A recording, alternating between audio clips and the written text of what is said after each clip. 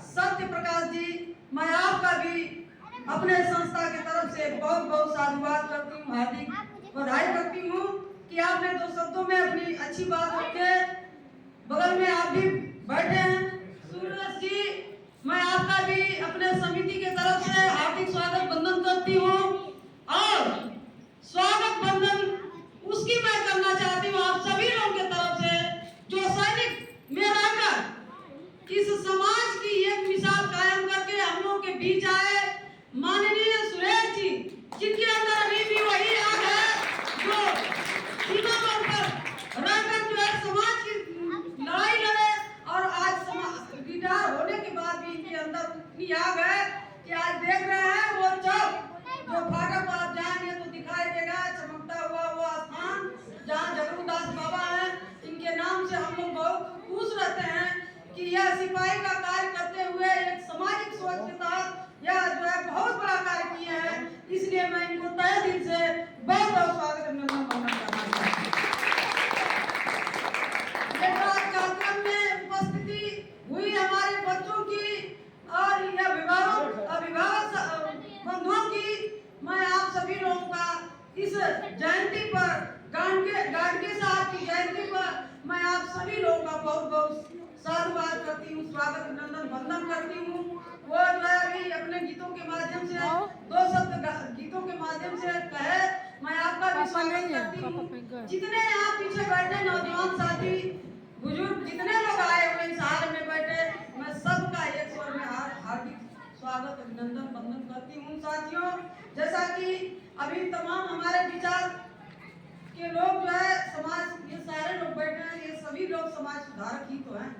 यह समाज की बातें कर रहे थे, लेकिन मैं एक शब्द अपनी बातें रखना चाहूंगी कि देखिए हम तो बहुत अपने मंचों पर समाज के लोगों की बात करते हैं, अपने बच्चों की बात करते हैं, सुधारने की बात करते हैं, लेकिन जो हमारे महापुरुषों ने इस समाज को देकर चले गए और आज जो हमारी जो स्थितियां हैं यह है कि हम अपने बच्चों को इतना साधन उपलब्ध करा दिए हैं कि वाकई अगर कहा जाए तो जो हमारे महान सुधारक संत गाडगे का सपना था कि थाली बेच दो, हाथ पर खाओ, कपड़ा मत पहनो, मकान मत बनवाओ, लेकिन अपने बच्चों को पढ़ाओ।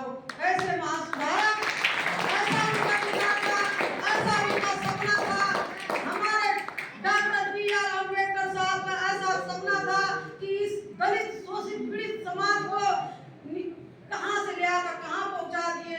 लेकिन आज की डेट में अफसोस इस बात का होता है कि सबके घर बच्चे पैदा होते हैं, लेकिन आज की जो ये मोबाइल चली गई है, बच्चे जैसे स्कूल से आ रहे हैं कपड़े को निकाल कर फेंक के तुरंत मोबाइल में चिपक जा रहे हैं।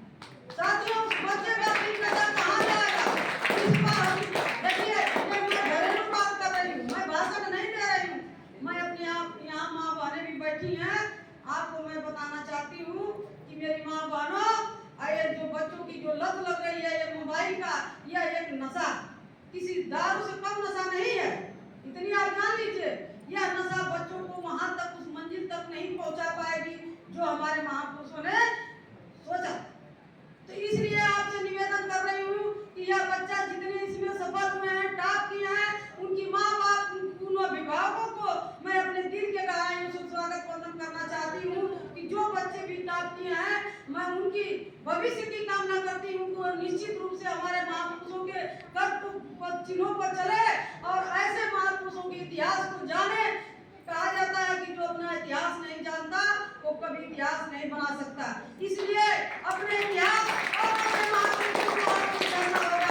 जब अपने महापुरुषों को आप पढ़ेंगे और ऐसे कार्यक्रमों में आप भाग लेंगे तो निश्चित रूप से आपके अंदर वो आग आएगी। और अपने देखिए, अपने घरों में किसी देवी देवता आडम्बर को रखेंगे तो उस तरह की आपको आपके अंदर विचारधारा आएगी।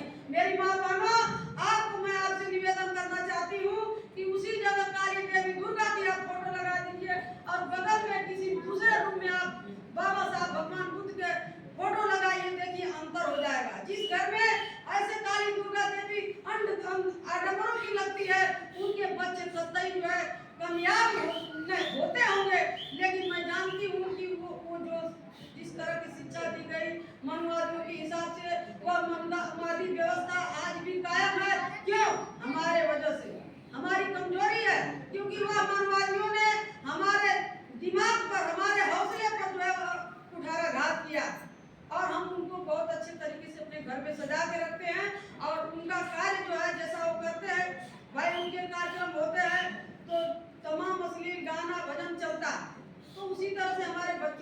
विचार होता, हमारे परिवार का भी विचार होता। तो सबसे जरूरी क्या है? शिक्षा, दूसरा संस्कार और तीसरा स्वास्थ्य।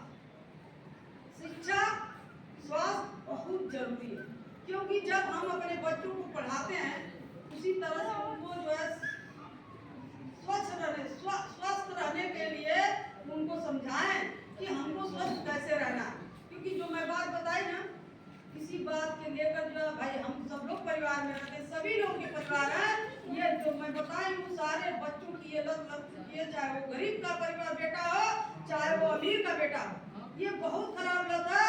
तो मैं इन बच्चों से कहती हूँ कि देखो बच्चे, आप लोग पढ़ो, अच्छा से अच्छा जो है भोजन करो, अच्छे से अच्छे कपड़े पहनो, क्योंकि बाबा साहब ने आपको वो अधिकार दे कर गया है। आपको बाबा साहब जैसे बाहर बैठ के आपको जो पिछवाड़े नहीं बैठ के पढ़ना है। बाबा साहब ऐसी जिद्दत दे रहे थे, जो आज जूता चप्पल निकला है ना, हम लोग निकाल के अंदर आए हैं, उस जूता चप्पल के पीछे बाबा साहब बैठ के अपनी पढ़ाई किया।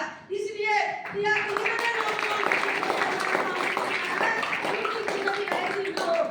ऐसे महापुरुष की आप संतानें हैं, ऐसे महापुरुष की आप औलादे हैं। इसलिए ऐसे जो महासुधारक समाज सुधारक संत गाड़गे जी हैं, आप कमिटमेंट करके जाओ बच्चों कि ऐसे सुधार जो समाज सुधारक संत गाड़गे हैं, मैं इनकी जयंती पर इनके उपलक्ष्य में जो हम संकल्प लेंगे, निश्चित रूप से हमारे बच्चे जो है वो अपने मिशनरी से कहीं भटक नहीं सकते। कहा जाता है कि उड़ान पंखों से नहीं होती, उड़ान पंखों से नहीं होती, हौसले से होती है। जिनके सपनों में जान होती है, सपने उसी के पूरे होते हैं।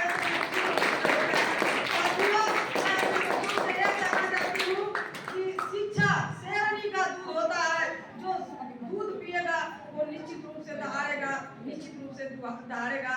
इसलिए मैं ज्यादा नहीं करते हुए अपनी बातों को विराम रखती हूँ और सबका अभिवादन करते हुए इस बात के लिए कि आज इस बात के लिए खुशी है कि ऐसे महापुरुष की जयंती पर इतना बड़ा कदम जो विचारधारक ने हमारे भूपेंद्र बिल जी ने रखा, मैं उनके